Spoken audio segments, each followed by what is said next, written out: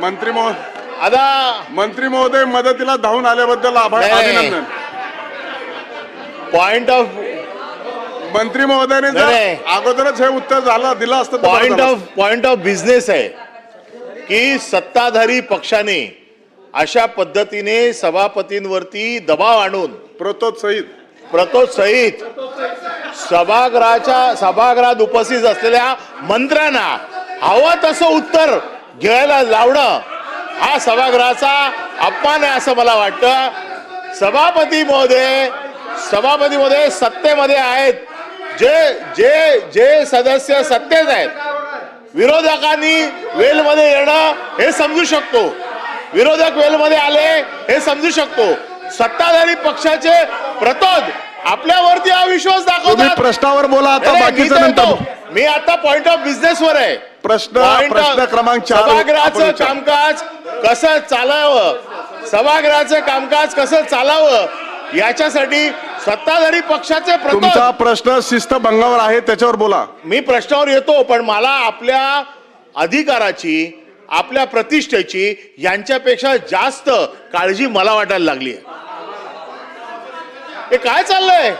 श्रीकांतजी बसा. काय चाललंय? सभापती महोदय, आपल्यासारख्या न्याय देणाऱ्या सभापतीवरती अशा प्रकारे येऊन आपला निषेध करणं हे काय बरोबर आहे असं मला वाटत नाहीये. प्रश्नावर या. आता प्रश्नावर येतो. याची काळजी आपण घ्या, आम्हाला नाही. आम्ही तर घेऊच काळजी. कोणी तुमच्यासाठी लढलं नाही तरी मी तुमच्यासाठी लढायला उभा आहे, एवढं लक्षात ठेवा. सभापती महोदय, नाही, प्रश्नाची वेळ अशी संपू शकत नाही, ती बरोबर 1 वाजता. सभापती महोदय, माझा साधा प्रश्न आहे. आपण त्या अधिकाऱ्याला अँटी करप्शन मध्ये पकडलंय, लाच घेताना पकडलंय. आपला साधा नियम आहे की एखाद्याला अधिकाऱ्याला ट्रॅप झाला, लाच घेताना पकडलं तर आपण त्याला कार्यकारी पदावरती पाठवतो. हा कोण तुमचा जावई आहे का सरकारचा की याला पकडलं, अँटी करप्शन पकडलं, लाच घेताना पकडलं आणि त्याला क्रीम पोस्टवरती परत त्याला ठेवलेलं अलिबागला? असं कसं होईल? काय चाललंय?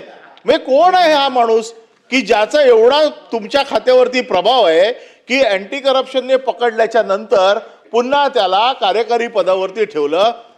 आपण त्याच्या बाबतीत काही कारवाई करणार का? कारण याचं तुमचे नियम अतिशय स्पष्ट आहे. आता नियम वाचायला लावू नका परत. नियमाप्रमाणे तुम्हाला एखाद्या अधिकाऱ्याला पकडल्यावरती त्याला अकार्यकारी पदावरती पाठवता. पहिला त्याला अकार्यकारी पदावरती अशा ठिकाणी पाठवा की जेणेकरून जिथे जाईल तिथे पैसे खायची सवय लागली ना, ते तर कमीत कमी थांबेल. तेवढाच मला विचारायचं आहे आपल्याला.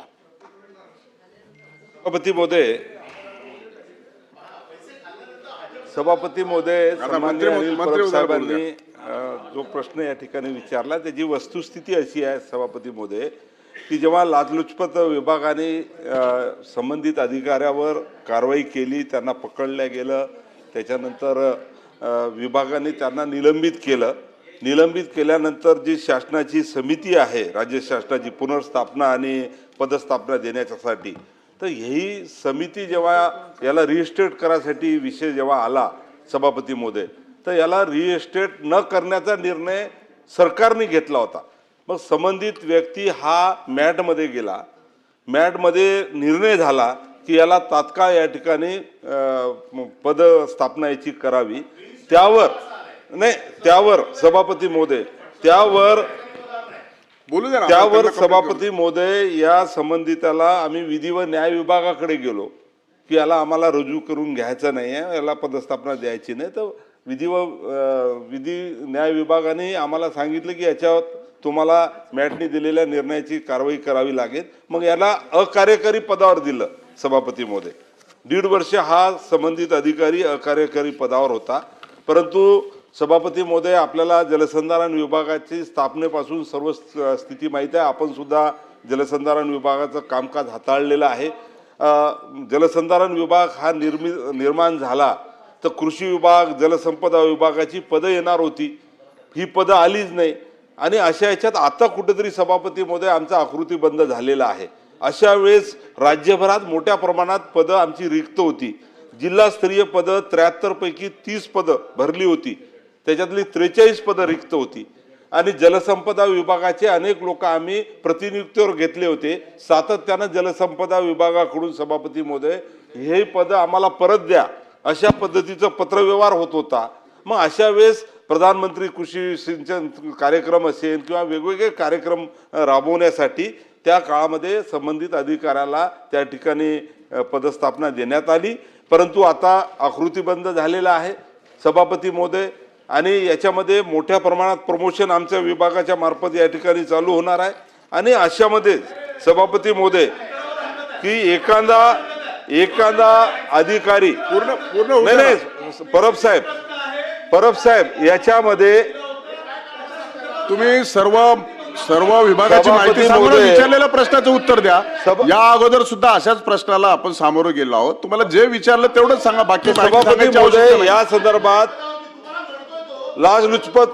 लाचलुचपत विभागाचा अहवाल आलेला आहे आणि त्यानंतर विभागीय चौकशीचा सुद्धा अहवाल आलेला आहे. तात्काळ त्या अहवालावर विभाग या ठिकाणी कारवाई करणार आहे. अध्यक्ष अभिजित वंजारी भाई बोला. आपण जेवढे प्रयत्न केलेत तरी येऊन तो आपल्या डोक्यावर बसला.